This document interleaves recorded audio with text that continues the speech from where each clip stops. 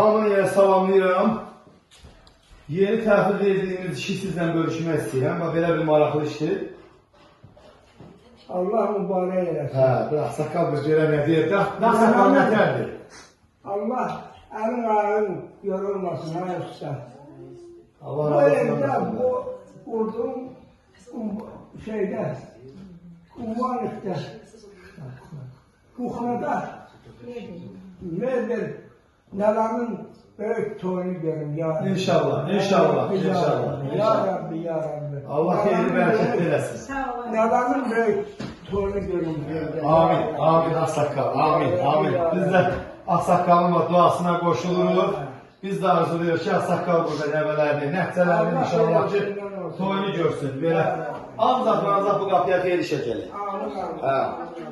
Əlavə də onu qeyd edeyim ki, ənənəyə sadiq qalmışıq yenə. Rəngimiz yenə antrasitdir. Allah mübarək. MDF antrasit falaksi, yəni zərli olan. Allah mübarək. Belə də ev yiyəsinin istəyindən, yəni nə şüşə oldu. Sərxanın böyük toyunu görüm. İnşallah, inşallah, inşallah. Sərxan yekə kişi olsun. Amin, amin, amin. Dədəsinə layıqlı oğul olsun ya Amin, Rabbi. amin, amin. Ha belə,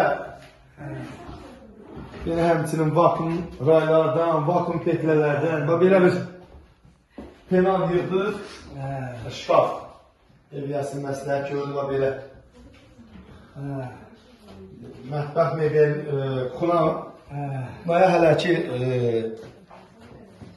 bizim bu xaladeyin soyduzu alınmayıb, inşallah alınandan sonra daha gözəl olacaq. Qazımızın yeri də boşdur, Allahın izindən orada ayaq üstə qazımız olacaqdır. Mənim arzum ki, Sərxanın bax bu evin içində yekə toyunu görüm, mən onu arzu edeyim. Allah razı olsun Əqsaqqal. Bir də təşəkkür edirik Quzuya görə. Amin. Quzuya görə təşəkkür. Ha bu, hər kişinin ürəyi deyil. Anamın südü kimi halal koşum olsun. Təşəkkür, təşəkkür. Allah razı olsun. Allah bərəkətli eləsin.